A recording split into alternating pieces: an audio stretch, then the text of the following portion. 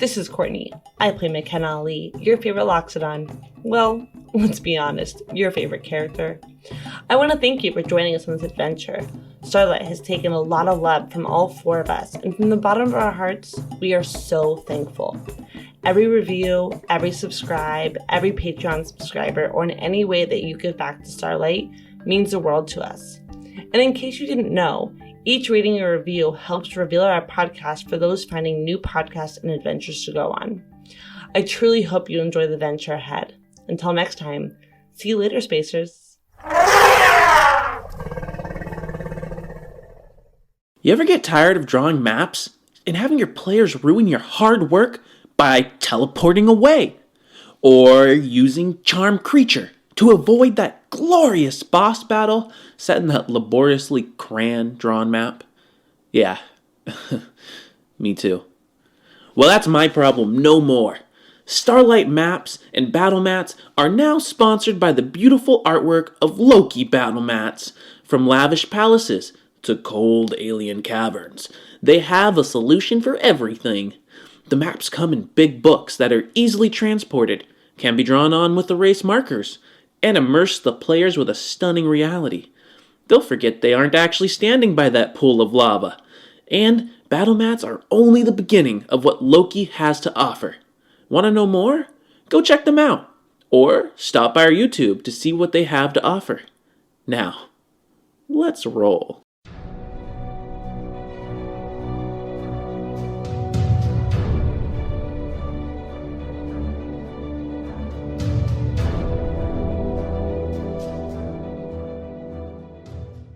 All right. Hey, welcome guys back to Starlight. We got the whole gang coming back together. Hopefully, I don't know. They can make my life living hell. But either way, we have the whole crew here. So, finally, after all this time, we have Clive Jensen being played by Sam Williams. Hello, everybody. We have the juggernaut barbarian killer thug Atlas played by Nathan. And we have your favorite Loxodon when she's not lying to you, McKenna Ali, played by Courtney Yorks.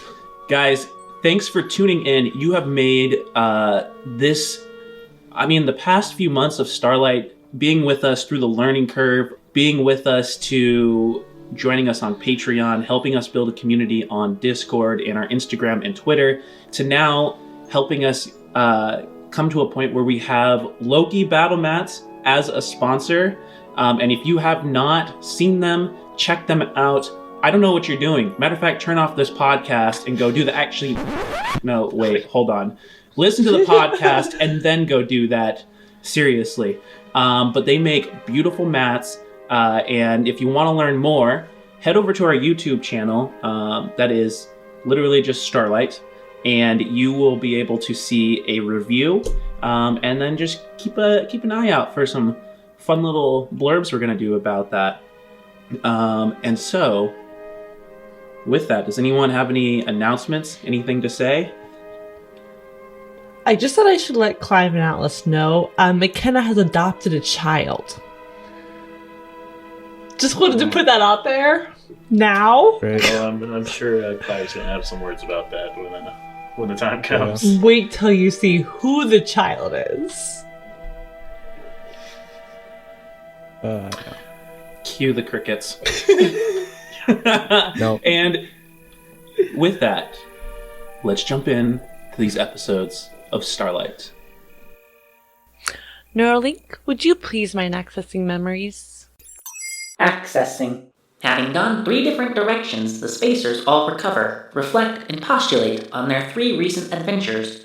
McKenna, having discovered a handful of secrets, such as the discovery of Klazezel's location, that her newly adopted son Sisa is a synth, and Thyra works for the SFF, Synth Freedom Fighters. Atlas, having taken Gorn to a Tetsub arm owned by a boisterous man named Boris Ducart. There, he is able, with the help of the Tetsub superior, to convince Gorn that the Sunmaker is in danger, and should certainly work with Atlas and the Spacers to save his precious leader. This favor, however, doesn't come without a cost, as Atlas is expected to help Boris out with a delivery and check up on a communication outpost of his. Lastly, Clive Jensen returns forlorn, frustrated, and empty-handed following a deeper dive into the caverns of the Loxodonian Temple in the absence of his companions. Having uncovered only one thing of mild interest, a synth reset code painted on the ceiling of Gorn's room. Memories retrieved. Come into 3 different storylines just as they are about to converge back together. But before we do that, we start with inspiration. From those who watch the show on social media, inspiration has been gifted by the gods that be to both McKenna and Clive Jensen. Whoop, whoop. From Nice. our favorite Patreon supporters, yours truly, the GM, has been gifted his 4th point of inspiration. What? I don't want to play anymore. Are our Patreon supporters with us or against us? It depends. But with that, I say thank you, dear Volcanic, and we look forward to more of your gifts. And I cannot wait to unveil what story item you have voted for to potentially happen in this session. I'm gonna get into that. So we start with the furthest back of the storylines. One shadowy figure lone across the landscape as he starts to clamber up off of the accursed ground that seems to shake every few minutes or seconds, as if almost feeling like he is on a boat that is always rocking. And he comes to a little bit of a platform that then leads to a ladder that he's able to climb back up onto the platforms that hold Nanoi aloft. This figure looks like he's been through hell, and he's tattered, his clothes are a bit dirty, a little dust kind of falls off him, and the cowboy hat he wears keeps his eyes shadowed from others.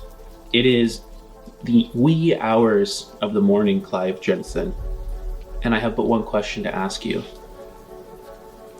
As you are coming back into town, what do you want to do? Well, look like crap. Above all else, find myself an inn or a shop of some kind, get myself cleaned up, and then I will figure out what happened to my compatriots. I'm gonna head to the Lonely Court.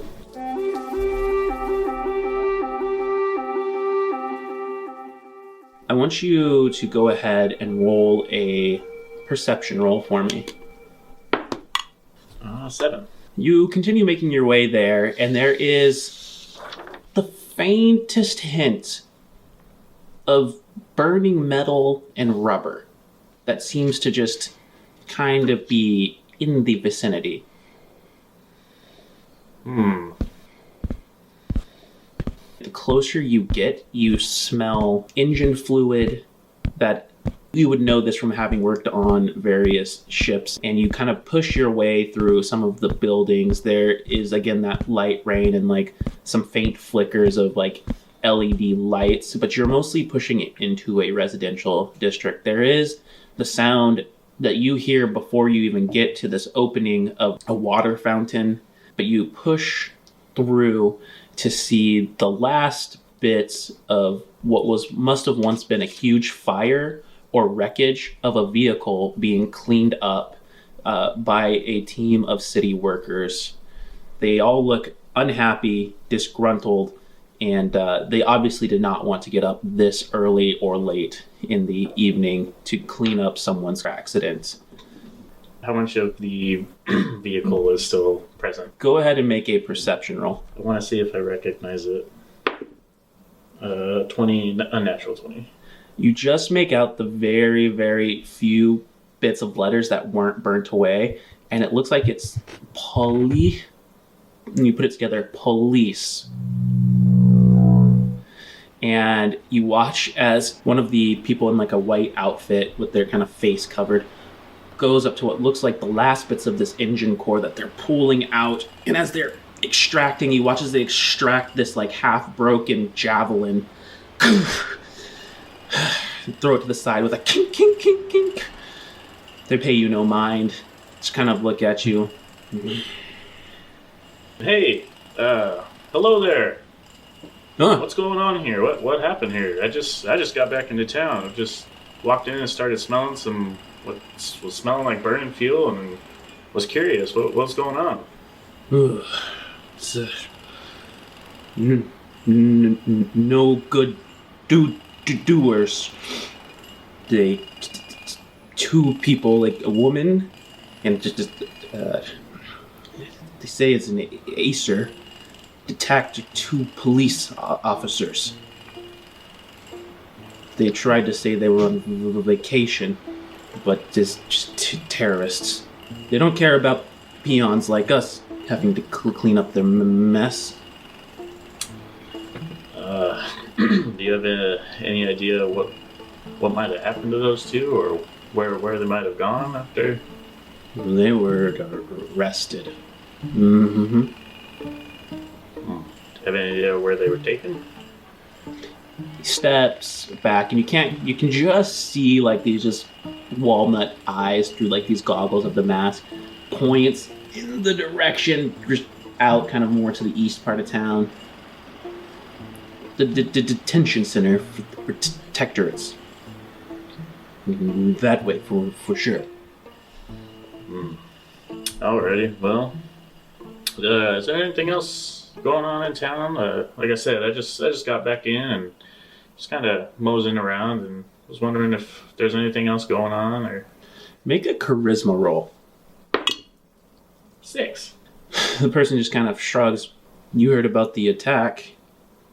Attack? The House of Roses.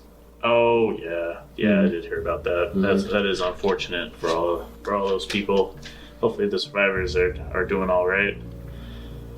There's not too many of them. They're having an emergency council tomorrow to pick a new speaker for both the House of the Dictates and Affirmed. Oh, any idea who's on the short list? Fellow under Speaker Holst named Grimble, and someone unknown and proven, Odessa Malev. It's an open council. I can't say I care that much, but you're welcome to go tomorrow. Do you know what time this council's meeting tomorrow? He pulls back kind of this long puffy sleeve, looks at it. Noon. Alrighty, and one last thing before I'll leave you be to get your work done. Mm-hmm. I'm a little lost. Can you point me in the direction of the Lonely Cord? He leans forward and says, "Sowing your wild oats. I understand, friend." Yeah, well, I had a bit of a rough night last night. I'm just trying to blow off some steam, you know. You know how it is. Take Tritops Lane to second right, and then take another right over at Farron. Alrighty. Alright, well, I think I will start heading off, and thank you for all the information, and hopefully you guys aren't out here too much longer cleaning this mess up, and hopefully we'll those people that caused this accident will get the justice they deserve. I hope, friend. You be careful, these streets are not safe right now. And you just hear him go back to pushing the metal and dropping it into their truck. Clive just kind of thinks to himself, man, what did Atlas and McKenna get themselves into? See, this is why I can't ever leave. You can't leave those two alone.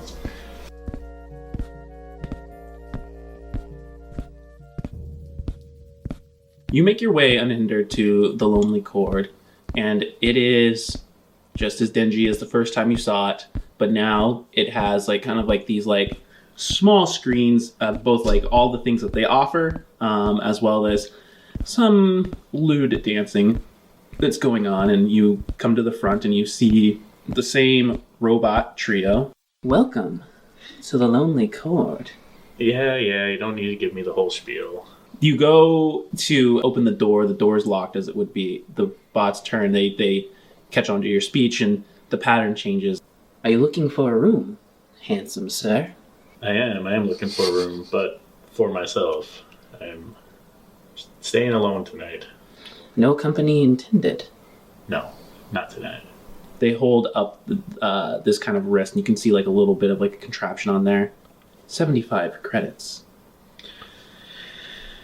Oh, 75 credits seems to be a bit much just for a room, but I do need to get myself cleaned up, so alright. You are after hours, and there are other packages included. Now I'll just take the room. I'll just give you the 75 credits. And you are led in by a cadre of other bots and some night staff that are working to a room.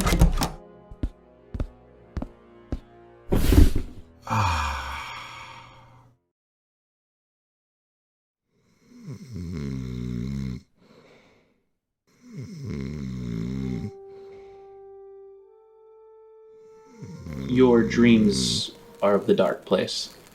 And that is to say that there is no dreams. Just the faint sparking of almost like electricity in the background. It is neither restful nor restless. It is just like being deactivated.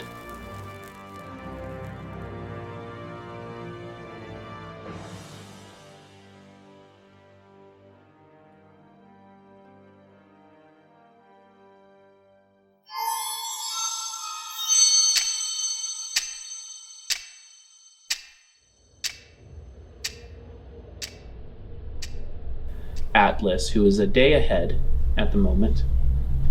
Atlas, you have just sat down into the seat of the starship as it begins to take off of the landing pad.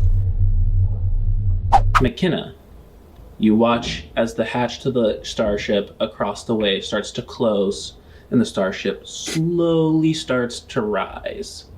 You stalking me? What the heck? I'm just gonna whisper, "Hello, Atlas." Alice is gonna like swing his head around.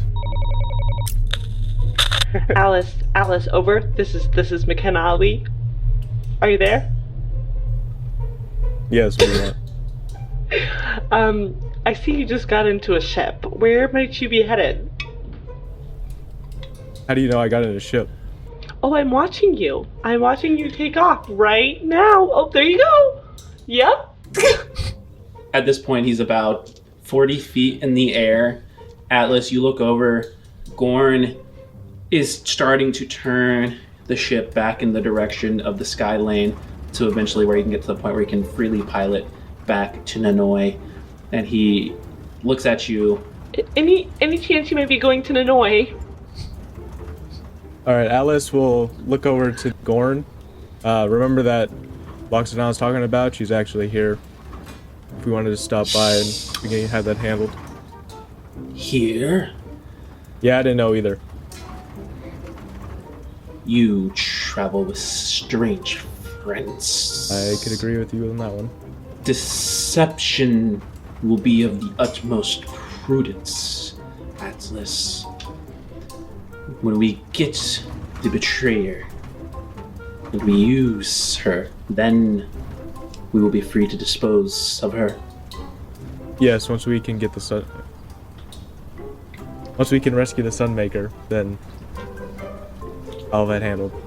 He then, following both the direction of McKenna and Atlas, goes to the nearest port where he can land the ship and meet up with McKenna.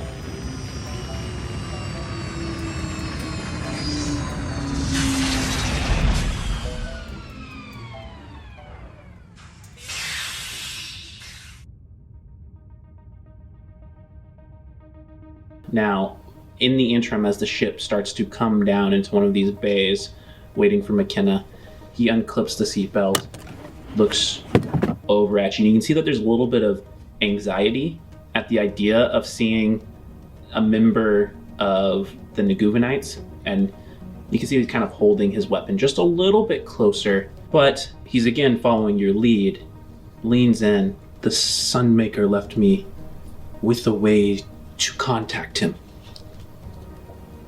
It will require us to go back to Ninoy to get the key, and then we will have to travel south.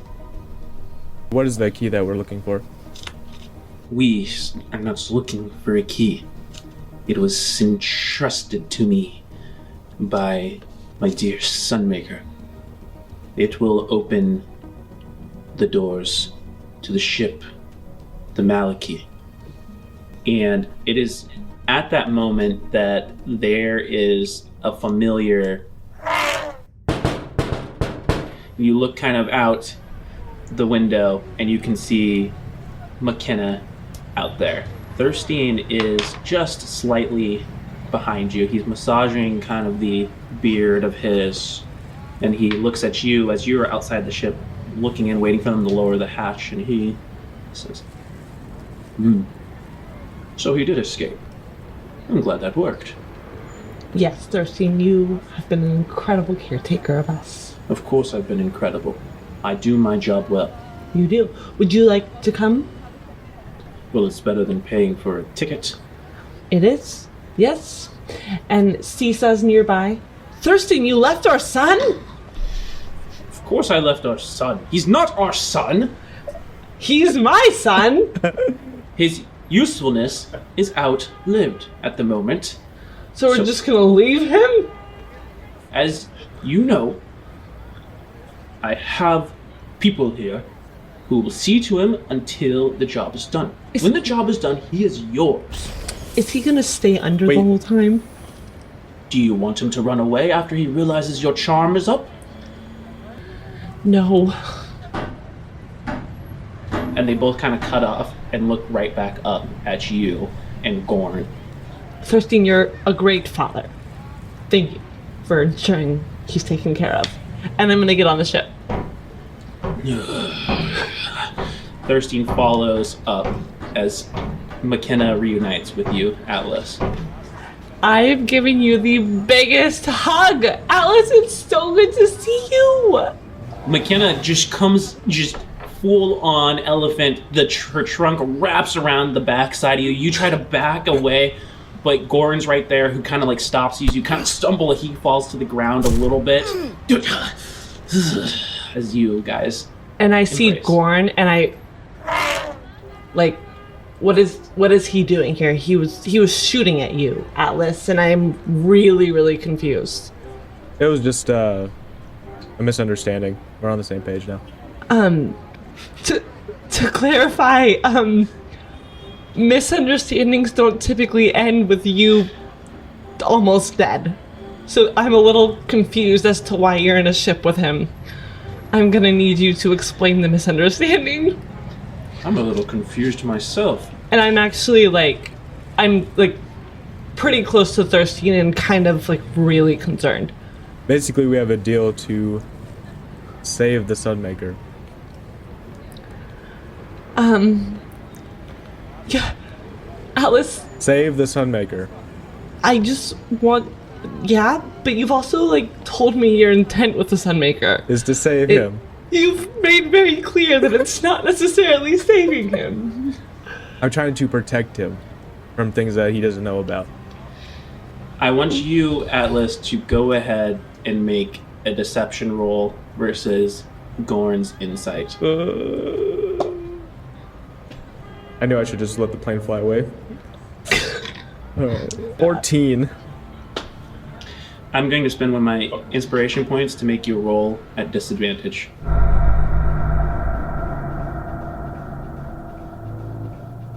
What? That leaves me with 3 points. Okay. 10. Yeah, 10. That was the lower one. Lucky for you, I rolled a 7. Oh. Okay. Gorn is like still standing up, so his head is kind of ringing as he. Ugh. He looks McKenna up and down, grimaces a smile. This is the Loxodon I'm that's going to help us. Sorry for my misunderstanding earlier.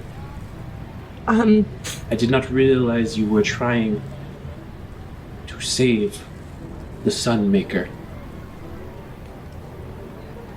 Gorn, I would like a moment alone with Atlas. Make a persuasion roll with advantage. 22. He raises a hand, and you see in the back shadows these two guards of his, and they both turn on right turns and walk in unison back into like the hold. Gorn follows them, goes into what looks like the pilot cockpit is, presses a button, the door closes, and the ramp starts to close behind you guys as the ship starts to take off.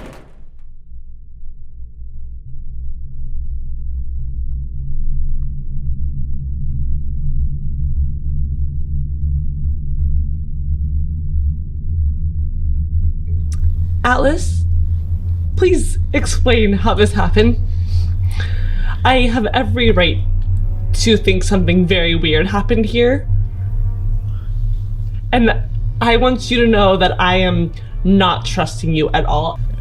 Basically, after the incident in the caves, or ruins, however you want to see it, basically it have an intent to go kill Gorn as place of business. But with basically my assignment to go after the Sunmaker, it just seemed to be a better business deal with his connections and influence, and also his information on the Sunmaker to use him. Now, we have a deal put in place, so as of right now, you also are safe. At least until we find the Sunmaker. At least until we find the Sunmaker. Well, yes, I don't know what Gorn's gonna do afterwards. Can I insight all of that? Roll a deception check on that last bit on Gorn. 10. Go roll insight. 12. Okay, you get the sense that Atlas is being completely honest throughout the whole entire conversation until the very end. There's just kind of this like tell where his eyes shoot downwards as he says, I don't know what Gorn will do. Atlas, I want you to know that I don't trust you. And I don't want to work with you. And so when we get to Nanoy, we will be parting ways. And I will not be coming with you and Gorn after the Sunmaker. I know where the Sunmaker ship is. I can get there myself. And you have put me in harm's way. And so I will not stand for this. Just so you know, Gorn also has access to where the Sunmaker is more immediately. So if we get there first, I'm just gonna let you know right now that depending on what happens, I know you're trying to meet up with your friend. You might not actually have that opportunity. So it's up to you. You've kind of put me between a rock and a hard place here. I'm gonna need a moment to think on this, and I'm gonna go to sleep.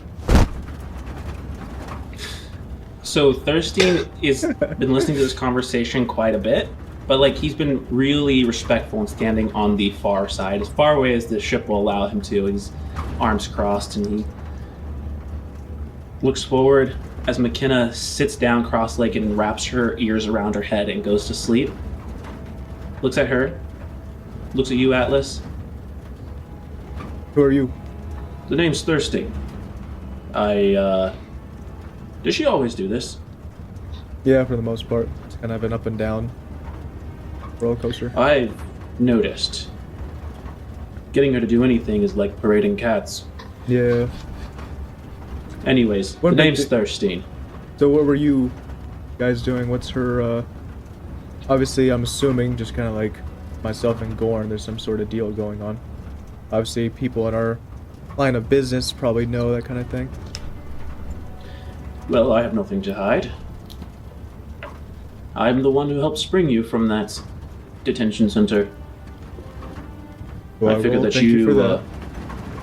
Oh, my pleasure. I'm a slicer, a hacker by trade. Anyways. Wait, a hacker? Yes. I'm just gonna wake up and say, a darn good hacker too. McKenna and I, and my employer, Mr. Grimble, have made a deal. Do not tell him anything. I think it's Yeah. best that he does tell us, or tell me, because he's also, as of right now, you and him, as what you're telling me, are enemies of both myself and Gorn. So I kind of need to know the information. You are the one putting us at enemies, Alice. I never said anything as of that. I'm just trying to figure it out. You're reading too much into the situation. You just said you couldn't guarantee that I was going to be safe. I said I could I guarantee. am not reading I said too I could much into guarantee this. you were safe until we find the Sunmaker. What's Alice, better than that? The until we find the Sunmaker part is the red flag in your sentence. Well, here's the big thing. Let's think about this logically, right? As a business deal. When we find the Sunmaker, what do you expect to happen? Do you know what's going to happen? Do you know what the Sunmaker's going to do? Do you know if the Sunmaker's going to one-shot me or shoot me through a wall? How am I going to protect you after we find the Sunmaker? He wouldn't do that. You don't know. I'm just gonna go over I do. here. Also, no, Thurston hold walks on, away. Thurston. I actually do need to know, what exactly is your Rimbold? Is that his name? What exactly is your deal? Looks at you, McKenna. Looks at Atlas. Well, McKenna, I have nothing to hide. I did help spring him, in the hopes that we would meet up and potentially make a deal. I assumed he was your compatriot, of which I am thought beginning he to was. learn that could be wrong, but that's not my concern. McKenna and I have made a deal. She is looking for Mr. Acker, the Sunmaker's trunk, trying to recover it, a matter of pride and honor. In return, Mr. Grimble has offered to not only help her find Speaker Host, but that McKenna will do us a favor in turn for that. I was gonna tell him eventually. I just wanted him to promise my life was safe. Well, we're already leaving the Skylanes. It's not like it's going to be that much longer until we're back in Ninoy. Atlas, I'm gonna need your muscle to help free Klazezel. Lazezel? She's a brain in a vat. Like a literal brain in a vat, or just a smart Yes, person? a very large brain in a vat. She's in the orphanage where we adopted Sisa. More accurately, below it. Wait a second. Adopted who? Sisa? You know, the one that my twin Is that like an sister animal? hurt when we were in the caves? If you could call children animals, then yes. He is rather uncouth, untrained, and unruly. That kid But here holds a on lot the of ship? potential. No. Under lock and key. In the ship or somewhere else? Elsewhere. Not all secrets get told. No kids. Yet, I definitely have a son now. We're not getting He's any. older though. We're not getting And any. he's very useful. How old is Cecil? Do I know from when we fought, or when you mentioned it? He's 15. Yeah, no kids involved. We'll talk about it later. He's not gonna help free Klazezel. If you do put the kid in harm's way, I won't promise you safety even trying to finding the Sunmaker. I will never put him in harm's way. I've never put any children in harm's way. With that, Alice is gonna hold his tongue and just walk away.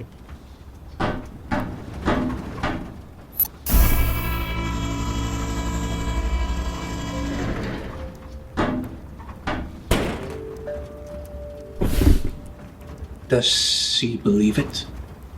Yeah, as far as everything, she is good with the plan. Supposedly she has another plan with the man she's with, but it's basically just giving me assistance. It's just for support. More manpower.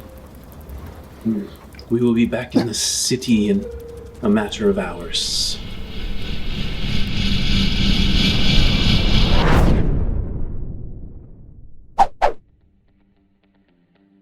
We sideswipe the camera to Clive as he is interrupted from his morning in the Lonely Cord as there is a knock that comes at his door. What? Hello? Who is it? Go away. Open the door. Go away. I'm still sleeping. 5 more minutes. There's another slam. Oh, fine. Open the door. Oh, fine. Get up, stupid housekeepers. What do you want? Your face immediately meets the chest of Shantra. The large, barrel-chested, blonde hair, but like kind of Eurohawk long in the back with a fat Braveheart type mustache. He was the one who helped fight off all of the undead in the Lonely Cord when you first arrived. You can see him there dressed in like a white shirt with a tattered blue overalls and workman boots, and this just massive, just laser sword, just the hilt of it on his back in easy reach. He lowers his head a little bit so that he can look under the door frame at you. Clive. That's my name. Can I help you? As you can see, I was busy, and so, what do you want? The mistress wants to speak. The mistress? Thyra. Oh, okay. I get it. Why didn't she just come up here herself? Why did she send you? Well, you're probably not good for much anything else anyway. Well, anyway. Alright, I'll go see her. It is at that moment you notice that he is holding a plate of toast with jelly. And go ahead and make a charisma roll. I got a 4. And he steps on the toast. Oh, man. Probably would have been some pretty good toast. That was kind of rude. There's more downstairs. Alright, I'll go grab some since apparently can't get good help around here. Where's Thyra at? This way.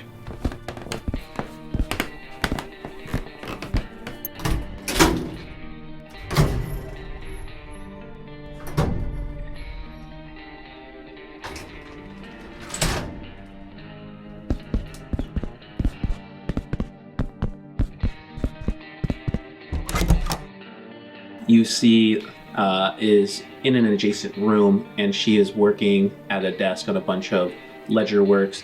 The halfling brightens as she sees you, and she smiles and she says, "Ah, Clive.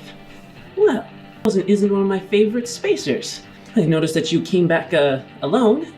I do hope. Are the others okay?"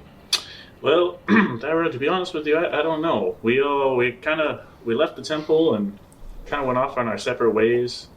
By the time I got back to town, it appears that maybe something had happened to McKenna and Atlas, but as of right now, I have no confirmation on it. So your guess is as good as mine, unfortunately. Oh, so when you last left, they were alive. Yeah, when I last saw them, they were alive. Good. We can hope. Yeah, Atlas is a big guy. I'm sure he can handle himself. And McKenna, well, I mean, she's a Loxodon.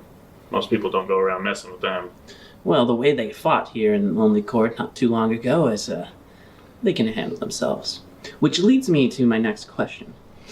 My only question. What did you find in the temple? Oh, well, unfortunately not a whole lot. There was some keeper of the temple that was still keeping guard of the temple. Attacked us while we went in there. Had a huge big, I think Gorn was his name. Does that ring a bell at all? Gorn? Yeah. Claims he's a friend of the Sunmaker. Claims he was. Tell me his eyes. What did his eyes look like? Oh man, I don't think I got a good look at him. I was focused on keeping myself alive. Fortunately, we found this weird glass mirror-like shard deep in the temple, and looked through it. It seemed like we were being shown images of the past by chance. We saw the Sunmaker. We saw Speaker Holst was there. We saw a bunch of I guess for lack of a better term, we'll call them cultists. We saw them basically kill themselves. We saw They killed themselves. they killed themselves. That is- they followed the Sunmaker, and they all. And these idiots are still worshipping a dead person? I guess so, but I guess he might be out there somewhere. Gorn believes that he's still out there somewhere, and And he's not the only Speaker one. Holst, she was in this memory, but she didn't kill herself. No, she didn't kill herself. She was the only one that was still alive. Was she at the temple? She was not. She was not at the temple. The temple was empty. This was all images that must have happened some time ago. That this shard, this magical piece of technology, whatever it might have been, allowed us to see. I've never heard of something like that. Yeah, But if you It was definitely something I've never seen. happen to Unfortunately- have it, I'd love to see it. Unfortunately, I don't have it on me. I think either McKenna or Atlas must have took it with them.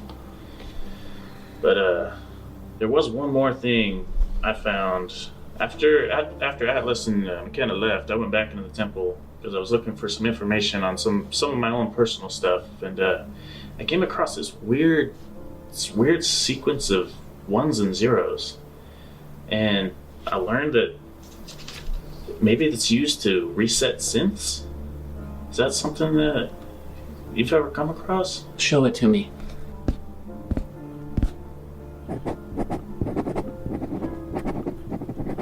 She looks at it, and she isn't able to make much more out of it than you are.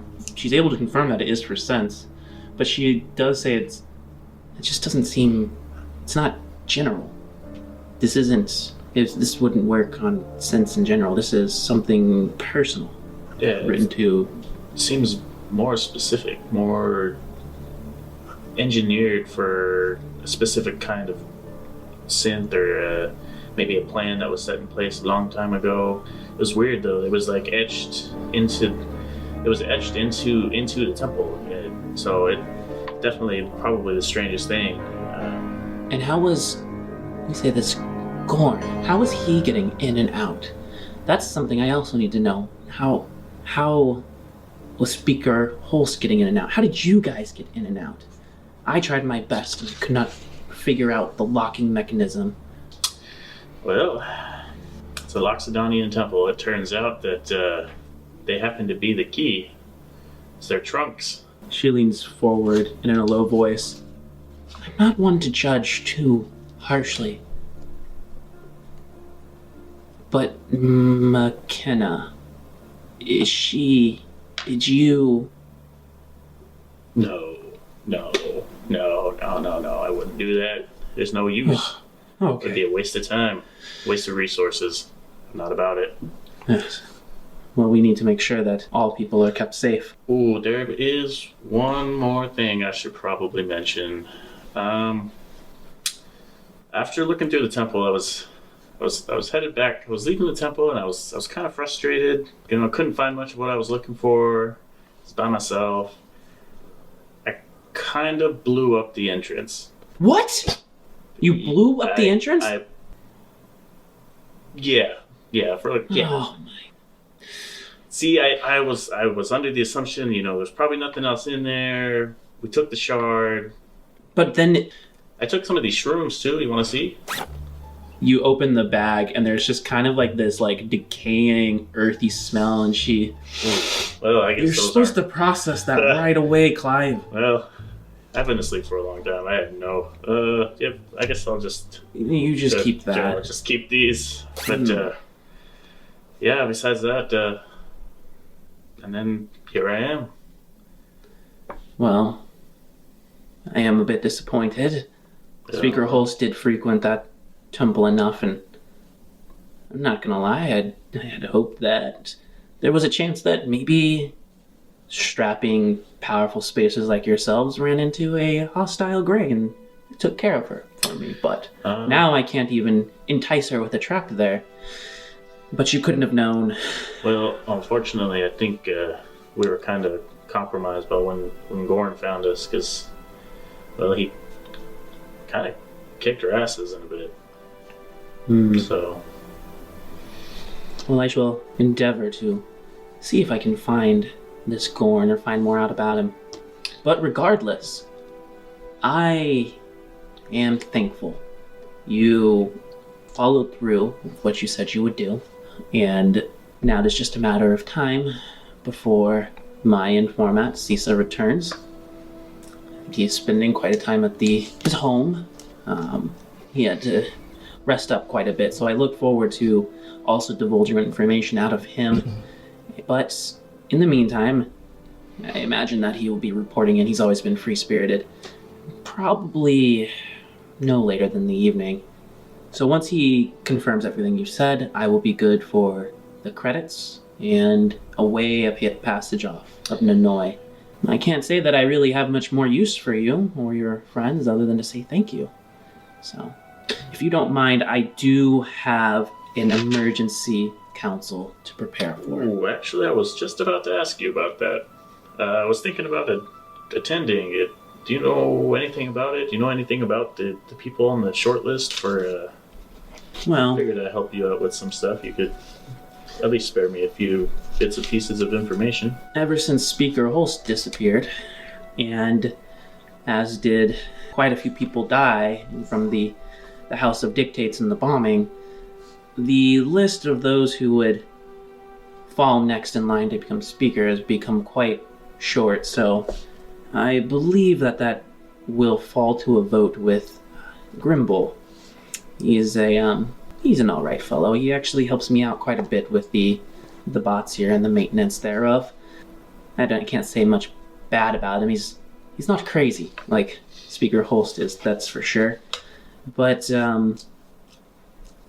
there is some, well, dirty laundry afoot. Apparently, Bernard Glintfoot, who was the original speaker for the House of the Affirmed, he was accused of evasion of taxes and laundering of money, so he is stepping down from his potential at taking on emergency power roles. So it has fallen to a vote of Grimble versus a younger, unproven half-elf named Odessa Milav. Anyways, the open house will be happening in about 2 hours here, so I'll be there to go cast my vote, see how things proceed.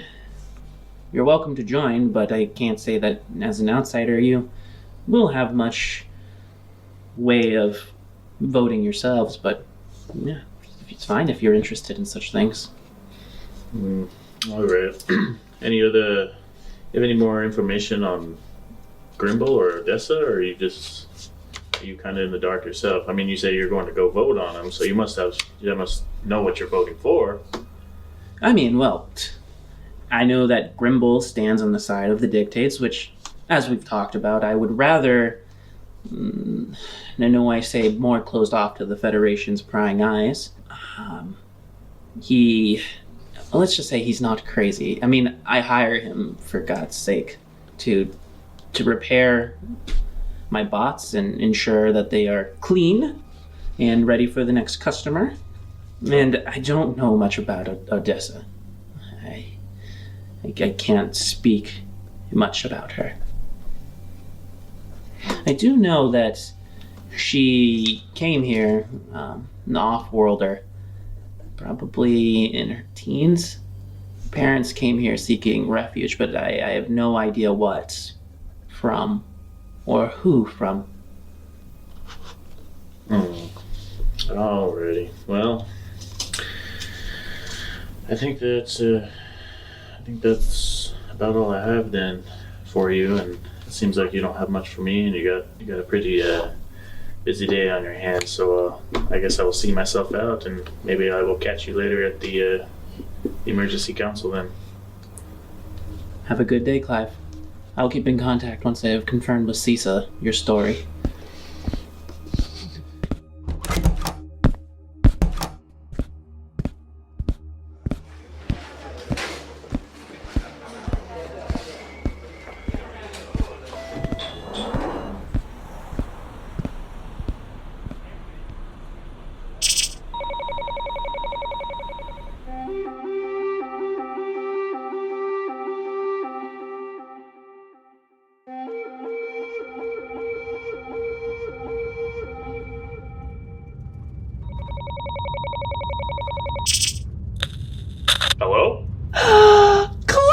McKenna. It's so good to hear your voice. I'm so glad you're doing well.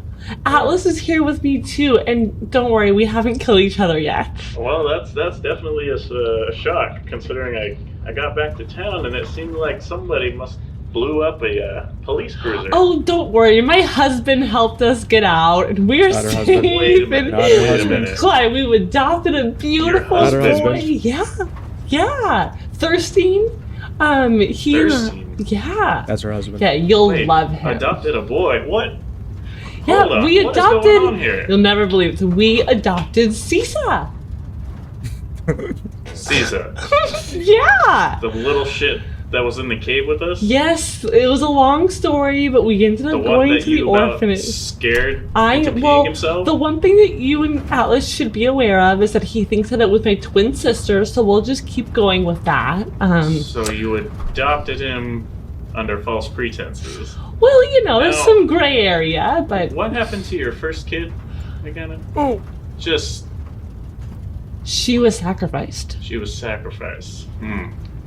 Um, All right. Well, Clive, I do feel like that is brought up against me a lot, as if it was my bad parenting. This is where I cut out. It was not me who sacrificed my child. I just want to clarify that. Well, I'm not going to make any comment on that. But anyway, it is lovely to hear from you guys again. It's nice to know that you guys aren't dead and that I could still use you guys for some help later on. But I was just sending out a message to let you guys know that there's this emergency council meeting going on in Oi due to the bombing, and they're going to be picking a new speaker. And I don't know if there's going to be any information I can garner from there, but if you guys find yourselves back here, What time is it at? it's going to be around noon. Oh, we'll be there right at noon. We'll meet you there. Alrighty, well then, I guess I will see you guys and your husband and child. Well, Sisa's taking a nap. He's taking a nap. Mhm. What does that mean? Well, we can talk about it later. You know, 15-year-old boys, they just eat and sleep. I don't think I do know that, but alrighty. Alright, well, I guess I will, I'll see you guys later then. Alice cut out early on, so as soon as she said it was brought up against her too much, she just cut out.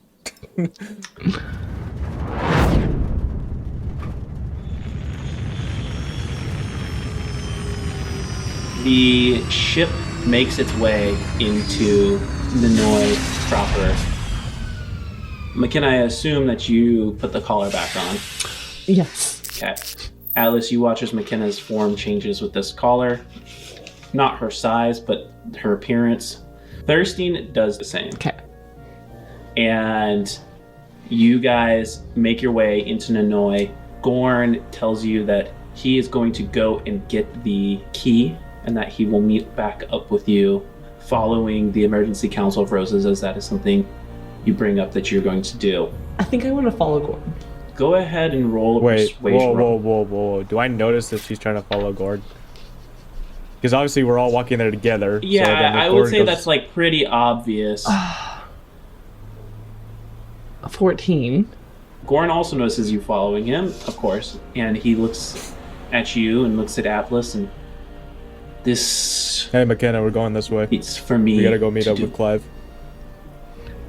Okay. And with that, you guys split. Gorn and his two guards going with him. Thirstein going with both Atlas and McKenna to the House of Roses.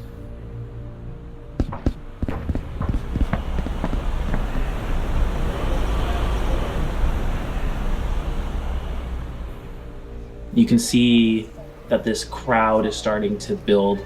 There is a beautiful clay colored fountain that shows this image of this larger than life man with his hands out, the palms outstretched, and the water kind of coming out of the palms into the fountain.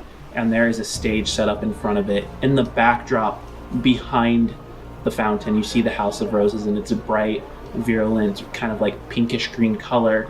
And you can still see where there is now where like part of the wing is destroyed from the bombing, but it is now roped and taped off. You can see that security forces from the protectorates are at full maximum, and you can hear the crowd thrumming. Clive, you don't see McKenna, but you do see Atlas. Hey, Atlas! Hey, man, it's good to see you. It's been a while. How's it going? Still a straight shooter as always. Some things never change. Well, man, what have you been up to? Just had to make a deal with our new friend Gorn Wait, to complete my mission for the Racers. wait. Gorn? Yes, the man, the myth, the So legend. you mean the one that kicked your ass and took put me- you in the dirt? After a God. natural disaster animal or beast attacked me and multiple other things. Yes, Oh, is that the story we're going with then? He was able to hold me down for a little bit. And it is at that moment you notice this large woman looming behind Atlas a little too close. And when you look at me, I give you a big hug. Whoa. Say, oh, it's so good to see you, Hold on. Clive. I don't even know I've who missed you are. you so Whoa. much. Whoa, It's probably lady, just one get off of me, those space. escorts from around the Lonely Cord. And I flip him Is she off. with you, Atlas? Because I can see where you're going for. I whisper in your ear, hey, it's me, McKenna. Yeah. I have to disguise myself a little bit because, escaping from prison and putting a car over the ledge and, all the bad things that I've been seen on camera doing. I just have to look a little bit different and I'm the only Loxodon around here. So I kind of stand out. But it's really good to see you. I'll let you know if it's good to see you in a bit. What is going on here? Oh, and by the way, this is my dear friend / pretend husband, Thirstine, but he's also under disguise, so he doesn't actually he's not actually bald. Mr. McFly. Yeah, I'm Marty, by the way. Marty McFly. So you guys are guys as the McFlies. Oh man. I didn't pick the name. Oh, boy. I didn't pick the name. Well, you did pick your first name. Yes. Well, it seems like this is not a good place for us to catch up because it seems like you guys have a lot going on. So how about we agree to meet up sometime after this council meeting? You guys can tell me what the heck is going on. We'd love to. It's a very complicated marriage And relationship. As she says that, there's a loud noise that comes from the stage. And you see that during this whole entire conversation, a processional of protectorates have made their way onto the stage, 7 on each side, dressed in, one is dressed in like these kind of like whites with like these pink highlights, the other side's dressed in whites with these green highlights and embellished buttons. So they carry these burst spears, and you watch as they slam the hafts of the spear, like in time, like drums, like choo choo choo choo choo choo. A voice kind of resounds from these loudspeakers. People of Nanoy! And you watch as this older figure walks up. He has a hunched back, he has a cane, but the strength and gravitas of his voice seems to kind of carry his frame as he walks up in this suit. He has balding head with hair on the sides and one of those mustaches that kind of comes down around the cheeks and up, but there's like nothing on the chin. The time to rectify and not be burdened by the terrorist who did this to us is now. The time to choose our next speakers in this emergency and who the power is going to go to is now. So, peace, and let us cast our votes. And I think that is probably a good place to call this game. So, with that, thank you, Spacers. There's gonna be a lot of explaining to do with the whole it's like a triangle of deals. It's a triangle of deals. Wait. Did you guys stop the... Oh, you guys stopped the recording? Did you guys stop the recording? Thank you for listening to this episode of Starlight. If you enjoyed this, please like, share, subscribe. For early releases, exclusive RPG content, and other bonus material, check us out on Patreon at patreon.com/starlightadventures. And to reach us for questions to be aired, email us at thestarlightadventures@gmail.com. See you next Tuesday, Spacers.